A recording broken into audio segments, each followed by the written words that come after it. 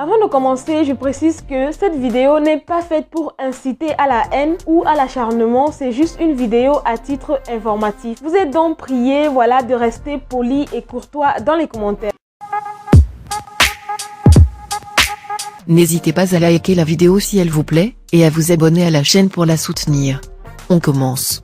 Alors vous l'aurez compris, aujourd'hui nous allons vous parler de l'affaire Sidiki. Comme vous le savez depuis quelques jours, le nom de Sidiki Diabaté, le chanteur malien, est sali sur tous les réseaux sociaux. Et pour cause, il aurait battu sa petite amie avec qui il vit depuis quelques années déjà. À ce sujet donc, Desbordeaux n'a pas voulu rester tranquille. Il a voulu ajouter son grain de sel, car comme vous le savez, entre lui et Sidiki le torchon brûle.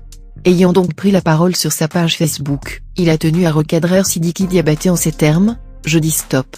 Petit à petit, vous verrez son vrai visage. Tu peux dire adieu à ta carrière.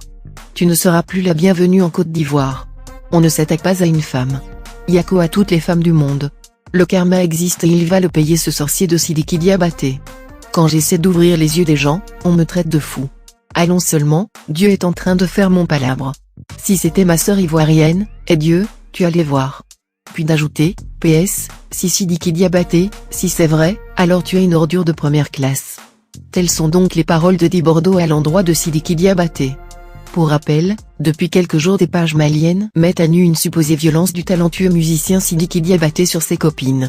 Elles auraient toutes subi des coups violents de la part du chanteur. L'affaire aurait éclaté par une maltraitante supposée faite à son actuelle copine Mamacita Sow, une orpheline d'origine guinéenne adoptée par son oncle à Bamako. Si les faits à lui reprocher sont avérés, ça craint. Il lui est reproché de planter une seringue souvent dans la joue de sa compagne pour passer sa colère. Il userait de pistolets dans la bouche, de mégots écrasés sur le corps, de bras cassés de séquestration pour se faire entendre. Mamacita aurait subi 11 avortements pour lui faire plaisir. Pour la petite histoire sordide, le chanteur en concert à Paris aurait exigé un avortement et la preuve filmée. Un film volé dans son appareil. Une fille taxée de maso par beaucoup décide de porter plainte poussée par les indignés des agissements du célèbre Sidiki Diabaté. En attendant que la justice malienne démêle tout cela, éduquons nos petits garçons.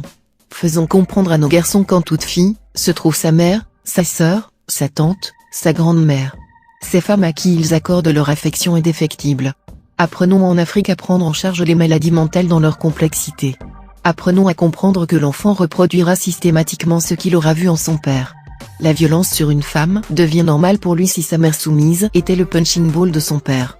Et sa mère selon certains griots au cours des cérémonies loue sa grande bravoure dans le foyer, elle qui a tout subi, elle qui a tout accepté dans le silence et la résilience. On devine le tout en observant son fils, si les faits sont vérifiés. La célébrité ou la notoriété n'y feront rien si le concerné n'est pas conscient qu'il souffre d'un mal à traiter.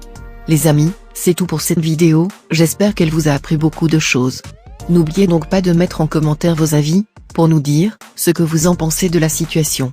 Nous espérons vraiment que Sidiki Diabaté soit innocent, au cas contraire, il paiera de ses erreurs. Partagez donc la vidéo si elle vous plaît, et surtout n'oubliez pas de vous abonner à la chaîne pour nous soutenir. Maya Kori et son équipe vous dit donc à très bientôt pour une nouvelle vidéo.